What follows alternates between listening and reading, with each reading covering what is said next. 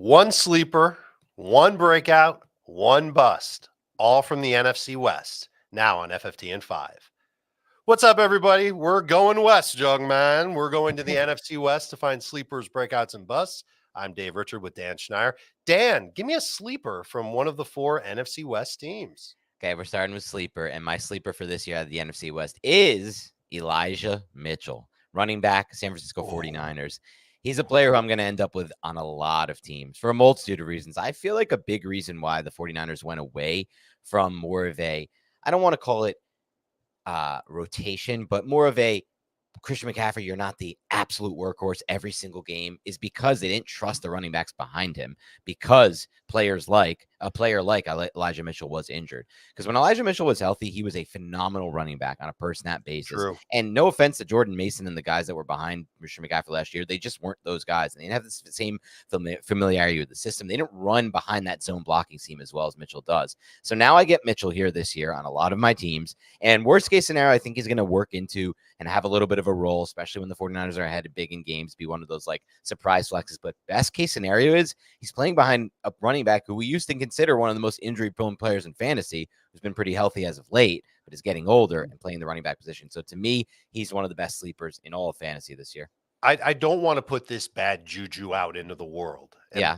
But let's just say some facts here. Okay. Christian McCaffrey's coming off a year where he had well over 400 touches if you include the playoffs.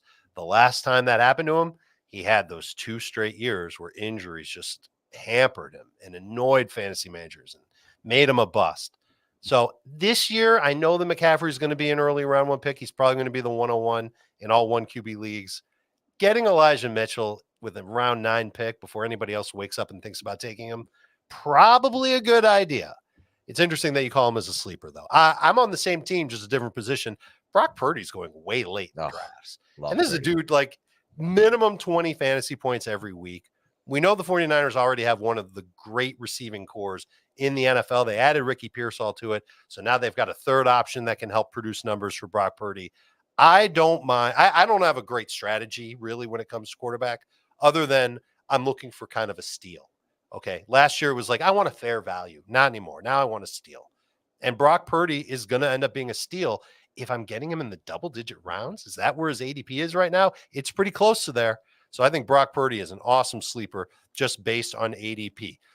Breakout, Dan Schneier. Do you have a breakout from the NFC West who you love? Yeah, breakout is always an interesting category. It can be interpreted in many ways, and I've heard the debates between you, Heath, and Jamie in this regard. I'm going to go with somebody I think is fair to go with as a breakout per the rules of the breakout game.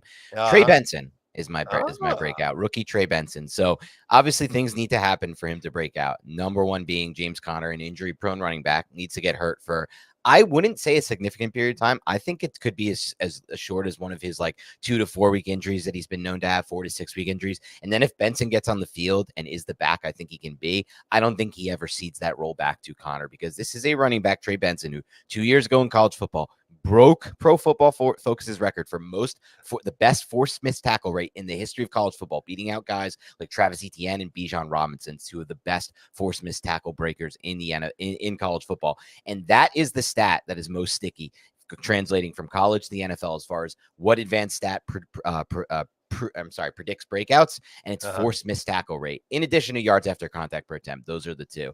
And watching him on film last year, even a year removed from that gruesome injury, or 2 years removed from that, he is a little bit of an upright runner, but man, when he gets in the open field, he can burst through and he glides. It's glide speed. It's 4.39 glide speed. And then the last factor is, this is something you really have to know only from digging through his tape, because it doesn't show up in the stat sheet because he wasn't used a lot in this role, but he is a much more natural receiver than people realize. When I watched his games, I saw some wheel routes where he was adjusting away from his frame, catching away from his frame, behind him, throws that were, ahead of him, anything. And then used in the screen game as well, that big screen against Wake Forest that he took for 75 and a touchdown. So he's a passing game upside too. I think he's one of the true talents that could be an RB1 type if he gets the role. I love that you're just poo-pooing running backs here, 2 in a row where you're just putting some negative vibes out there for the starters. But I like the talent with Benson. I wish he was a little bit more of a complete running back. And again, somebody that you can draft late, whether you get James Conner early on or not. I define a breakout as someone who has a career year. I think Brandon Aiyuk is going to have a career year. He had a good average for PPR last season, but how about this? In 12 games with Debo playing, We're not counting the games where Debo's out or barely playing. And with George Kittle on the field, Aiyuk averaged 17.1 PPR points per game. I think he's going to be motivated to put up huge numbers in San Francisco.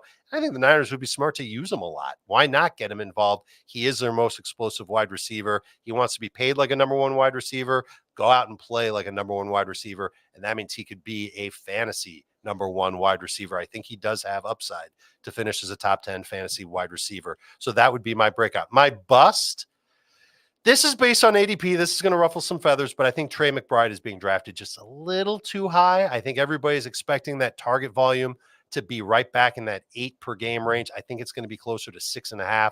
I still think Marvin Harrison is going to take a lot of work away from McBride. And I don't know if McBride's going to be the main guy in the red zone. I think the Cardinals will have a lot of options. They've got 2 running backs. They've got Marvin Harrison. They've got Kyler Murray, who likes to scramble in the red zone. So I'm a little bit nervous taking Trey McBride as like a top 40-ish pick. I think if he's closer to the end of round 4, beginning of round 5, I'm on board. And if it's half PPR or non-PPR, I think McBride's going to disappoint because I just don't think he'll see that type of volume.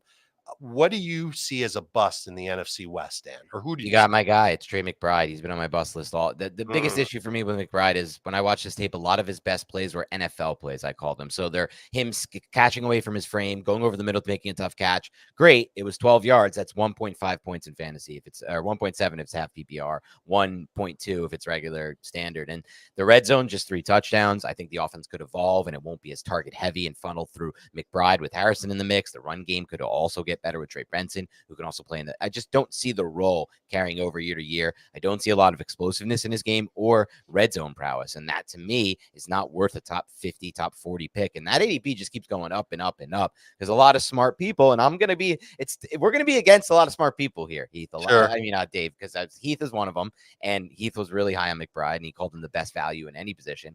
And, there's a lot of people, Jacob Gibbs, a lot of people love McBride this year, but I'm standing tall. It's true on my take on McBride. I'm not a big fan of him for fantasy.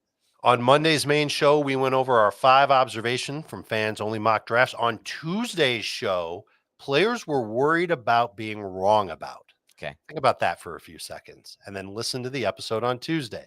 For Dan, I'm Dave. See you tomorrow.